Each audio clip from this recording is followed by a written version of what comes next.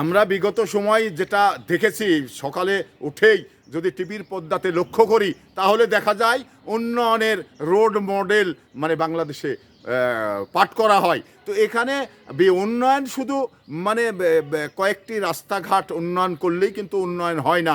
সামগ্রিক উন্নয়ন করতে হলে মানে রাজনৈতিকভাবে রাজনীতির ভিতরে উন্নয়ন করতে হবে এবং আপনার জনগণের চলার ক্ষেত্রে উন্নয়ন করতে হবে। সার্বিক উন্নয়নগুলো যখনই হবে তখনই কিন্তু দেশে মানে শতভাগ গণতন্ত্র প্রতিষ্ঠিত হবে। তো শতভাগ গণতন্ত্র প্রতিষ্ঠা করতে হলে আপনার প্রত্যেকটি সেক্টরেই মানে সংস্কার করতে হবে, প্রত্যেকটি সেক্টরেই উন্নয়ন করতে হবে, তারপরেই মানে সঠিক গণতন্ত্র শতভাগ গণতন্ত্র মানে অব্যাহত হবে। তো এখানে আমরা শুধু আসলে কথাতেই তো পণ্ডিতের বাবা, কিন্তু কাজের বেলায় কাজ করা।